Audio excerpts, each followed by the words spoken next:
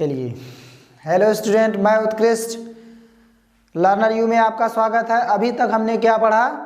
C4 plant, Kranz anatomy of C4 plant के बारे में पढ़ा। तो अब हम लोग इसके आगे फोटोसिंथेसिस के बारे में पढ़ेंगे। फोटोसिंथेसिस की कैसी प्रक्रिया है, कैसा प्रोसेस है, और भी तमाम तरह की चीज़ें हम लोग देखेंगे। चलिए हम लोग देखते हैं। क्लोरोप्लास्ट में हम लोग देखेंगे फोटोसिंथेसिस। फोटोसिंथेसिस में क्या होता है? Photosynthesis is a process carried out by the plants, algae and some type of bacteria which capture the energy from sunlight to produce oxygen and chemical energy stored in glucose or sugar। तो कहने का मतलब क्या है? Bacteria, algae और plants, bacteria, algae और plants क्या करते हैं? सन की लाइट रेडिएंट एनर्जी को कैप्चर करते हैं। और क्या करते हैं? कैप्चर करके ग्लूकोज का निर्माण। प्लांट्स क्या करते हैं? प्लांट्स, बैक्टीरिया एंड एल्गी सन की रेडिएंट एनर्जी को कैप्चर करके वाटर और कार्बन डाइऑक्साइड के प्रेजेंस में क्या करते हैं? उसको ग्लूकोज बनाते हैं। और हम लोग दूसरी लाइन देखेंगे, आगे क्या है? Herbivores then obtain this energy by eating. Herbivores क्या करते हैं? Herbivores then obtain this energy by eating and carnivore obtain by eating herbivores. कहने का मतलब है कार्निवोर्स और हेर्बिवोर्स। हेर्बिवोर्स क्या करते हैं? अपना फूड, अपना भोजन स्वयं बनाते हैं, खुद से निर्माण करते हैं, सेल्फ डिपेंडेंट होते हैं, जिसको ऑटोट्रॉपिक बोलते हैं। तो एक तो हेर्बिवोर्स प्लांट बना रहे हैं और उस पर निर्भर कौन है? कार्निवोर्स। कहने का मतलब इसमें और डिटेल में हम लोग जाएंगे। जैसे प्लांट अपना भोजन बना लिए, फिर उस पर कौन निर्भर है? हेर्बिवोर्स। हेर्बिवोर्स का मतलब पेड़ पौधे खाने वाले, साग सब्जी, पेड़ पौधे खाने वाले जंतु। फिर उस पर कौन निर्भर है? कार्निवोर्स। लिखा हुआ है herbivores then obtain this energy by eating and carnivores obtain by eating herbivores. कहने का मतलब कि प्लांट तो अपना भोजन खुद बना लिए, प्लांट अपना खुद भोजन बना लिए, खुद तैयार हैं प्लांट। कहने का मतलब प्लांट अपना खुद भोजन बनाते हैं, प्लांट ऑटोट्रॉपिक हैं और सन की रेडिएंट एनर्जी को कैप्चर करके कार्बन डाइऑक्साइड और जल के प्रेजेंस में ग्लूकोज का निर्माण करते हैं। तो अब तो ग्लूकोज बन गया, मतलब प्लांट अपना भोजन बना लिए। फिर क्या है? हेर्बिवोर्स। हेर्बिवोर्स का मतलब है जो प्लांट खाते हैं, साग सब्जी खाते हैं, उसको हेर्बिवोर्स बोलते हैं।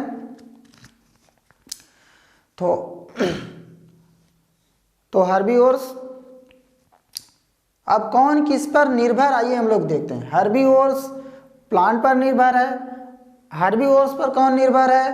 कार्निवोर्स पर निर्भर है। तो प्लांट अपना भोजन बना रहे हैं, फिर हेर्बिवोर्स उसको खा रहे हैं। फिर उस पर कौन निर्भर है? उस पर निर्भर है कार्निवोर्स। कार्निवोर्स का मतलब मांस खाने वाले जीव जंतु।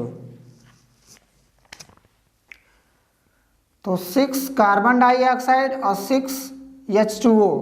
तो कार्बन और जल के प्रेजेंस में पेड़ पौधे क्या करते हैं? C6H12O6 प्लस 6O2 मतलब ग्लूकोज और ऑक्सीजन को इन्वायरमेंट में रिलीज कर देते हैं। और क्या लिखा हुआ है? Within the plant cell the water is oxidised meaning loses electron while carbon dioxide reduced meaning gains electron. कहने का मतलब प्लांट में क्या होता है? Water is oxidised. वाटर क्या होता है? जल क्या होता है? जल का यूटिलाइजेशन होता है, उसका यूज होता है। उसका कहने का मतलब कि जब वाटर अपना इलेक्ट्रॉन खो देगा तो उसको तब क्या होता है? वाटर ऑक्सीडाइज्ड हो जाता है। while carbon dioxide is reduced जब कार्बन डाइऑक्साइड रिड्यूस्ड हो रहा है यानी इट गेन्स इलेक्ट्रॉन, ये क्या कह रहा है, इलेक्ट्रॉन को प्राप्त कर रहा है। This transform water into oxygen, water क्या है, ऑक्सीजन में कन्वर्ट होता है। And carbon dioxide into glucose, carbon dioxide किस में चेंज हो रहा है, ग्लूकोज में। वाटर किस में चेंज हो रहा है, ऑक्सीजन में। The plants then releases the oxygen back into air and store energy within the glucose, glucose store हो जाता है और ऑक्सीजन कहाँ होता है, एयर में रिलीज हो जाता है। चलिए स्क्रीनशॉट लीजिए फटाफट। चलिए हम लोग देखते हैं क्लोरोफिल के बारे में। Chlorophyll, inside the plant are small organelles called chlorophyll. Chlorophyll में एक स्मॉल ऑर्गेनेल्स पाया जाता है, उसको क्या कहते हैं, chloroplast, which store the energy of sunlight with in the thylakoid membrane of chloroplast.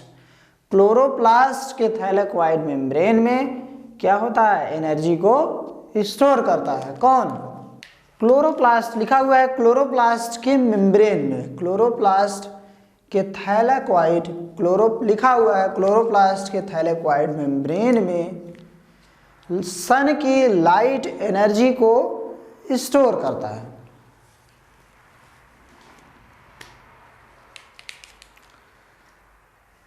लिखा हुआ है क्लोरोप्लास्ट में पाया जाता है थैलेक्वाइड।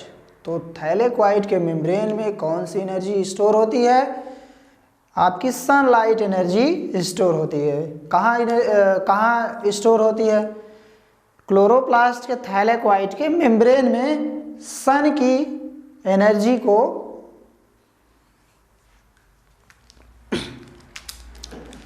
चलिए लिखा हुआ है कि थैलेक्वाइड जो होता है वो कहाँ पाया जाता है, क्लोरोप्लास्ट में।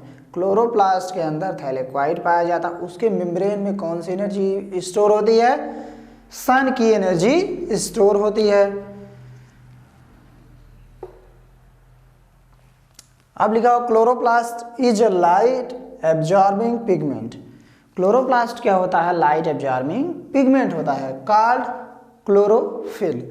क्लोरोफिल क्या होता है, लाइट एब्जॉर्बिंग पिगमेंट होता है, उसको क्या कहते हैं, chlorophyll. Which is responsible for giving plant green during the photosynthesis. Chlorophyll absorbs energy from blue and red light waves making plant green, making plant appear green. अब क्या है इसमें, तो क्लोरोफिल क्या होता है, क्लोरोफिल ही रिस्पॉन्सिबल है, क्या है, जिम्मेदार है कि सन की रेडिएंट एनर्जी को स्टोर करके, which is responsible for giving the plants it's green. अब क्लोरोफिल के कारण ही कौन ग्रीन होता है, प्लांट क्या होते हैं, ग्रीन होते हैं। During the photosynthesis chlorophyll absorb energy from blue and red light wave making plant green. Plant green कैसे होते हैं, blue and red light energy को क्या करता है, क्लोरोफिल एब्जॉर्ब करता है। तो उसको एब्जॉर्ब करके फिर क्या करता है, रिफ्लेक्ट करता है। रिफ्लेक्शन किसका देता है, ग्रीन लाइट वेव का रिफ्लेक्शन आता है। जब chlorophyll blue and red light को एब्जॉर्ब करेगा, फिर किसका रिफ्लेक्शन देगा, ग्रीन लाइट वेव का रिफ्लेक्शन देगा, इसीलिए पेड़ पौधे हरे दिखाई देते हैं। चलिए अब हम लोग देखेंगे लाइट डिपेंडेंट रिएक्शन और लाइट इंडिपेंडेंट रिएक्शन के बारे में। Light dependent reaction takes place within the thylakoid membrane. Light dependent जो रिएक्शन पाया जाता है थैलेक्वाइड मेम्ब्रेन में पाया जाता है। थैलेक्वाइड कहाँ पाया जाता है, थैलेक्वाइड क्लोरोप्लास्ट के अंदर पाया जाता है। And requires steady stream sunlight, hence the name light dependent reaction. और इसको क्या चाहिए, लाइट डिपेंडेंट रिएक्शन में सन की लगातार सूर्य की एनर्जी प्लांट को चाहिए। इसीलिए इसको बोला जाता है light dependent reaction. Direct sunlight के प्रेजेंस में होता है। The chlorophyll absorbs energy from sunlight waves which is converted chemical energy in the form of molecule ATP और NADPH। सनलाइट, क्लोरोफिल क्या करेगा, सनलाइट को एब्जॉर्ब करेगा और लाइट एनर्जी को केमिकल एनर्जी में कन्वर्ट कर देगा। फिर क्या बनेगा, ATP और NADPH। लाइट इंडिपेंडेंट रिएक्शन कहने का मतलब इसमें लाइट की आवश्यकता नहीं है। No requirement of sunlight. The light independent stage also known as Calvin cycle. Light independent cycle, light independent reaction को क्या कहते हैं, केल्विन साइकिल भी कहते हैं। Space between thylakoid membrane and chloroplast membrane किसके बीच में होता है, थैलेक्वाइड मेम्ब्रेन और क्लोरोप्लास्ट मेम्ब्रेन के बीच में क्या पाया जाता है, स्ट्रोमा पाया जाता है। अब लिखा हुआ है during this stage energy from the ATP and NADPH molecule is used to assemble carbohydrate molecule like glucose. तो देखिए क्या कर, इसका मतलब क्या हुआ, इस स्टेज में ड्यूरिंग दिस स्टेज, इस स्टेज में क्या होगा कि ATP और NADPH का यूज करके उसको किस में कन्वर्ट किया जाएगा, असेंबलिंग होगी। कहने का मतलब ग्लूकोज का फॉर्मेशन होगा। तो लिखा हुआ है during this stage energy from ATP and energy जो ली जाती है ATP और NADPH से एनर्जी ले करके फिर किसका असेंबल किया जाता है, कहने का मतलब फॉर्मेशन होता है, उसको बनाया जाता है। क्या बनाया जाता है, ग्लूकोज केमिकल एनर्जी से, लाइट एनर्जी से केमिकल एनर्जी में कन्वर्ट करी जाती है। तो इतना देखा हम लोगों ने, स्क्रीनशॉट लीजिए। देखिए हम लोग पढ़ेंगे chlorophyll. Chlorophyll inside the plant cell are small organelles called chloroplast. Plant cell के अंदर हम लोग देखेंगे स्मॉल सेल ऑर्गेनेल्स पाया जाएगा, उसको क्या बोलेंगे, chloroplast. Which store energy of sunlight, जो सनलाइट की एनर्जी को स्टोर करता है within the thylakoid membrane of chloroplast is a light absorbing pigment called chlorophyll.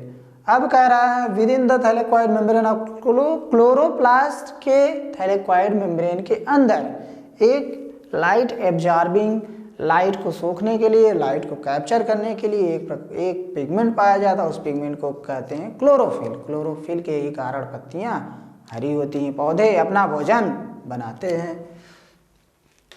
Which is responsible for giving plant it's green, इसके कारण plant क्या होता है, ग्रीन होते हैं। During the photosynthesis chlorophyll absorb the energy from blue and red light waves making the plants green appear green. कहने का मतलब ब्लू एंड रेड लाइट को क्लोरोफिल क्या करता है, एब्जॉर्ब करके, और रिफ्लेक्शन कैसा देगा, ग्रीन लाइट वेव का रिफ्लेक्शन देगा, इसलिए पेड़ पौधे हरे दिखाई देते हैं। लाइट डिपेंडेंट रिएक्शन क्या है और light independent reaction. Light dependent reaction में लाइट की रिक्वायरमेंट होगी, लाइट इंडिपेंडेंट रिएक्शन में लाइट की रिक्वायरमेंट नहीं होगी, सनलाइट के एब्सेंस में होगा। तो लिखा हुआ light dependent reaction takes place within the thylakoid membrane. तो लाइट डिपेंडेंट रिएक्शन कहाँ होगा, थैलेक्वाइड मेम्ब्रेन में होगा। And requires study stream sunlight, कहने का मतलब बहुत तेज लगातार सनलाइट की जरूरत पड़ेगी। हेंस द नेम, इसीलिए इसको कहते हैं लाइट डिपेंडेंट रिएक्शन कहते हैं। The chlorophyll absorbs energy from sunlight waves. Chlorophyll क्या करता है, सनलाइट के वेव को एनर्जी के फॉर्म में लेता है। Which is converted in chemical energy in the form of molecule ATP and NADPH।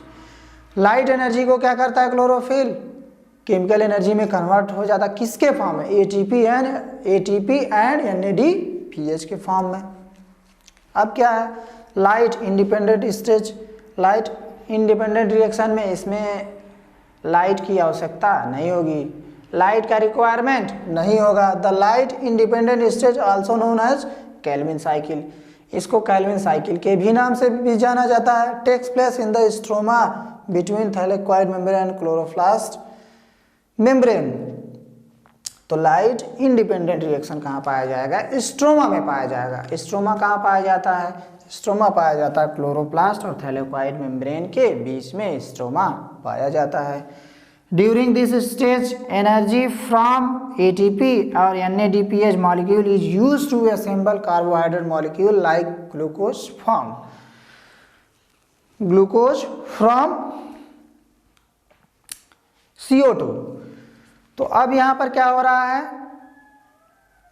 अब तो यहाँ हम लोग देखे थे ATP बना और NADPH बना। लाइट इंडिपेंडेंट रिएक्शन में क्या होगा?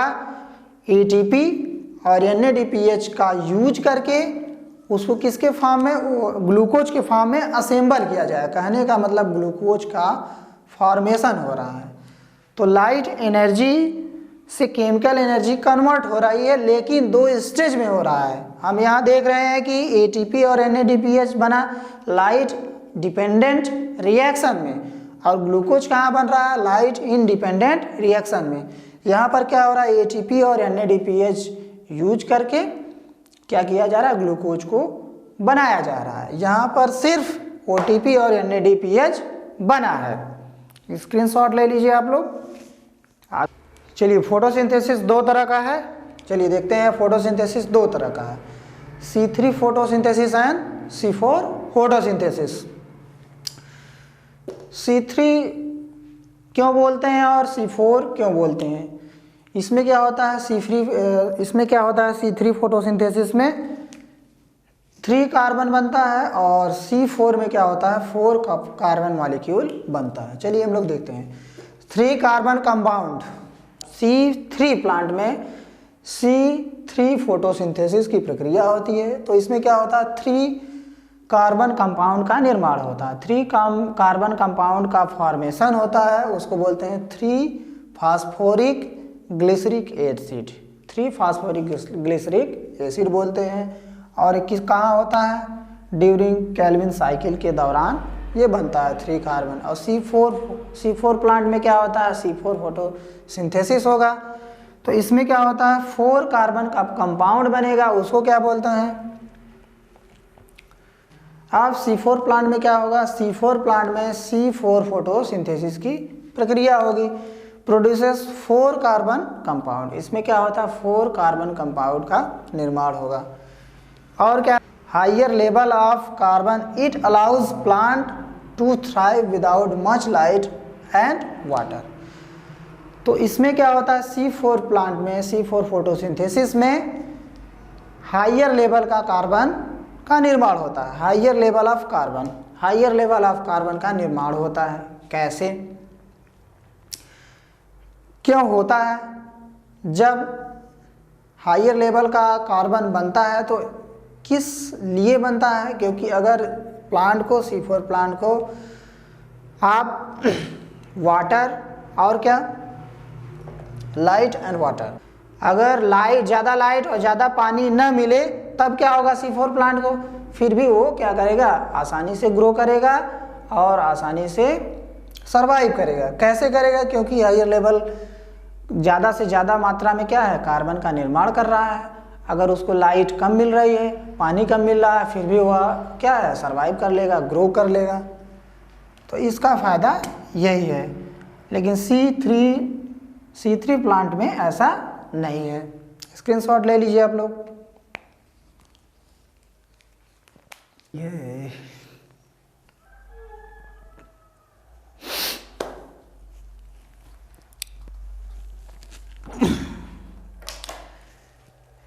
चलिए हम लोग देखते हैं फोटोसिंथेसिस में आगे। चलिए, लर्नर यू में आपका एक बार फिर से स्वागत मैं करता हूं, मैं उत्कृष्ट।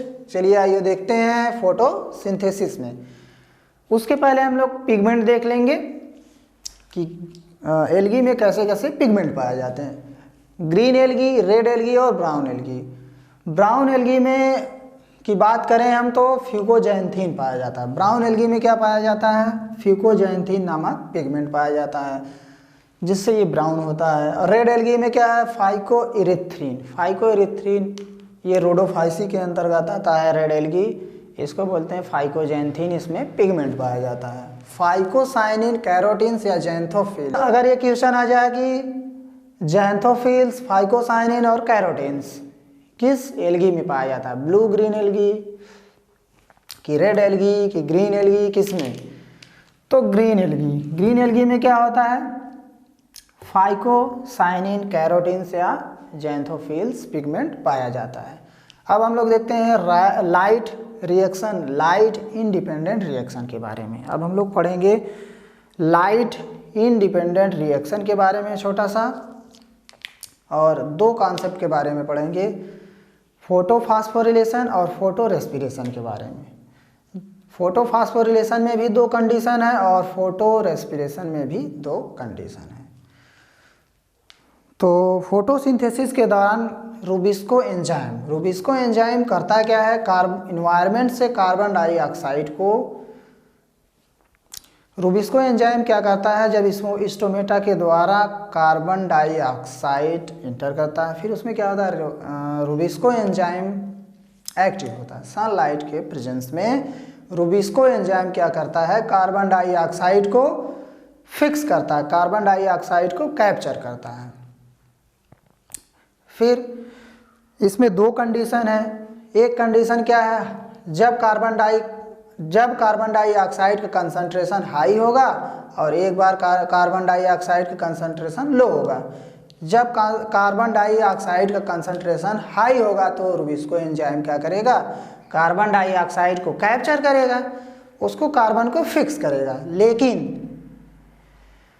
यदि कार्बन डाइऑक्साइड का कंसंट्रेशन लो हो जाए तो फिर क्या होगा? तो कार्बन डाइऑक्साइड का जब कंसंट्रेशन लो होने पर रूबिस्को एंजाइम कार्बन डाइऑक्साइड के साथ बाइंड न होकर के, उसको कैप्चर न करके किसके साथ बाइंड करता है? ऑक्सीजन के साथ ऑक्सीजन के साथ बाइंड करता है। किसके? लाइट के प्रेजेंस में। तो इस टर्म को बोलते हैं फोटो रेस्पिरेशन। फिर से एक बार मैं रिपीट करूंगा कि रूबिस्को एंजाइम क्या करता है? जब कार्बन डाइऑक्साइड का कंसंट्रेशन लो होगा, कंसंट्रेशन एकदम लो होगा, तो क्या होगा? तो रूबिस्को एंजाइम सनलाइट के प्रेजेंस में कार्बन डाइऑक्साइड के साथ बाइंड न करके किसके साथ बाइंड करता है? ऑक्सीजन के साथ बाइंड करता है। और फिर क्या होता है? उस टर्म को हम लोग बोलते हैं फोटो रेस्पिरेशन। और उस दौरान क्या होता है? उस दौरान रेस्पिरेशन तो हो रहा है, फोटोसिंथेसिस की प्रक्रिया हो रही है, लेकिन ग्लूकोज का निर्माण नहीं होता है। क्वेश्चन ये आएगा कि फोटो रेस्पिरेशन में ग्लूकोज का निर्माण हो रहा है कि नहीं हो। आपको उत्तर देना है कि फोटो रेस्पिरेशन में ग्लूकोज का निर्माण नहीं होता है। अब हम लोग देखेंगे फोटोफॉस्फोरिलेशन। फोटोफॉस्फोरिलेशन में क्या होता है? सनलाइट के प्रेजेंस में, किसके प्रेजेंस में? सनलाइट के प्रेजेंस में एडीपी क्या करता है? एडीपी कन्वर्ट होता है एटीपी में। और ये ऑल ऑर्गेनिज्म का कैरेक्टर है कि ऑल ऑर्गेनिज्म प्रोड्यूस एटीपी। सभी जो ऑर्गेनिज्म हैं एटीपी प्रोड्यूस कर रहे हैं, विच इज यूनिवर्सल एनर्जी। कहने का मतलब एटीपी क्या है? यूनिवर्सल एनर्जी है। प्रत्येक जीव, दुनिया, पूरे संसार में, पूरे वर्ल्ड में सभी जीव क्या करते हैं? एटीपी का निर्माण करते हैं। ये क्या है? यूनिवर्सल एनर्जी है एटीपी। ऑल ऑर्गेनिज्म क्या करते हैं? एटीपी को प्रोड्यूस करते हैं। और हाँ, फास्फोरिलेशन में फोटोफॉस्फोरिलेशन में क्या होता है? दो कंडीशन है। दो कंडीशन क्या है? एरोबिक और एनएरोबिक। एरोबिक कंडीशन में भी होता है और एनएरोबिक कंडीशन में भी होता है। तो दो कंडीशन में फोटोफॉस्फोरिलेशन होता है। कहने का मतलब सनलाइट के प्रेजेंस में एडीपी क्या करता है? एटीपी में कन्वर्ट होता है, एटीपी का निर्माण होता है। इंडिपेंडेंट रिएक्शन को बोलते हैं डार्क रिएक्शन। और इसको केल्विन साइकिल भी बोलते हैं। चलिए स्क्रीनशॉट लीजिए। चलिए हम लोग देखते हैं आगे। साइनोबैक्टीरिया, साइनोबैक्टीरिया क्या हम लोग बोलते हैं? Blue green algae. साइनोबैक्टीरिया का दूसरा नाम ब्लू ग्रीन एल्गी है। ये एक प्रकार का बैक्टीरिया है। इसमें भी क्लोरोफिल पाया जाता है। ये क्या है? प्लांट की तरह अपना भोजन खुद बनाता है। जो प्लांट की तरह अपना भोजन खुद बनाते हैं उसको बोलते हैं फोटो ऑटोट्रॉप्स। जो दूसरों पर निर्भर होते हैं भोजन के लिए उसको बोलते हैं फोटो हेटेरोट्रॉप्स। क्या बोलते हैं? हेटेरोट्रॉप्स बोलते हैं। तो साइनोबैक्टीरिया क्या है? ग्राम निगेटिव बैक्टीरिया के अंतर्गत आता है और इसका हैबिटेट क्या है? Fresh water. इसका हैबिटेट क्या है? Fresh water. कहने का मतलब फ्रेश वाटर में पाया जाएगा। अब हम लोग देखेंगे पिगमेंट के बारे में। Carotene, xanthophyll, chlorophyll a and b. Chlorophyll अभी तक हमने देखा क्लोरोफिल ग्रीन। क्लोरोफिल का काम क्या है? पत्तियां को ग्रीन करना। लेकिन क्लोरोफिल ए और बी भी पाया जाता है। क्लोरोफिल ए क्या करता है? येलो ग्रीन शो करता है और क्लोरोफिल बी क्या करता है? येलो ब्राउन पिगमेंट होता है। कैरोटीन क्या होता है? कैरोटीन ऑरेंज कलर प्रोवाइड कराता है। कैरोटीन कैसा पिगमेंट है? Orange colour. और जैंथोफिल क्या है? येलो पिगमेंट प्रोवाइड कराता है। कैसा पिगमेंट है? येलो पिगमेंट है। कैरोटीन कैसा पिगमेंट है? ऑरेंज पिगमेंट है। क्लोरोफिल बी कैसा है? येलो ग्रीन है। येलो ग्रीन पिगमेंट है। क्लोरोफिल ए क्या है? येलो ब्राउन पिगमेंट है। अब हम लोग देखेंगे photo autotrophs, photo heterotrophs. Photo autotrophs का मतलब जो अपना भोजन खुद बनाते हैं। फोटो हेटेरोट्रॉप्स का मतलब जो अपना भोजन खुद नहीं बनाते हैं, दूसरों पर निर्भर रहते हैं। अब देखते हैं NADPH और ATP। NADPH का मतलब होता है निकोटिनामाइड एडेनिन। NADPH का फुल फॉर्म क्या है? Nicotinamide adenine dinucleotide phosphate. और ATP का क्या नाम है? Adenosine triphosphate. Adenosine triphosphate. NADPH का है nicotinamide adenine dinucleotide phosphate. इन दोनों को क्या कहते हैं? Energy currency of cell. इन दोनों को क्या कहते हैं? सेल का एनर्जी करेंसी है। Currency of cell. सेल की क्या है? एनर्जी करेंसी है। अब क्या है? फोटोसिंथेसिस का प्रक्रिया। फोटोसिंथेसिस का अगर प्रोसेस ना हो तो होगा क्या? ऑक्सीजन का जो कंटेंट है, ऑक्सीजन जो हमारे यहाँ इस अर्थ पर अवेलेबल है वो डिसबैलेंस हो जाएगा। तो पूरे वर्ल्ड में, पूरे संसार में ऑक्सीजन को मेंटेन करना और उसको प्रोड्यूस करना, उसके कंटेंट को बनाए रखना, ये किसके द्वारा होता है? किसके द्वारा पॉसिबल है? फोटोसिंथेसिस के द्वारा पॉसिबल है। अगर फोटोसिंथेसिस लाइट हमें न मिले तो फोटोसिंथेसिस की प्रक्रिया डिसबैलेंस हो जाएगी और ऑक्सीजन जो कंटेंट है पूरे वर्ल्ड में वो खराब हो जाएगा, जिससे लाइफ पॉसिबल नहीं होगी। मैं उत्कृष्ट लर्नर यू में आपका एक बार फिर से स्वागत करता हूँ। यह वीडियो आप लोग को पसंद आएगा, मुझे पूरा विश्वास है। इसको ज़्यादा से ज़्यादा लाइक, शेयर एंड कमेंट करें। That's all, thank you. ऐसे स्टूडेंट जो नीट की तैयारी करना चाहते हैं, जो बी फार्मा एंट्रेंस और फार्मेसी वाले और पैरामेडिकल वाले और ANM GNM वाले हो गए स्टूडेंट, बी फार्मा के स्टूडेंट, पॉलिटेक्निक एंट्रेंस के स्टूडेंट, मेरा यह वीडियो फॉलो करें।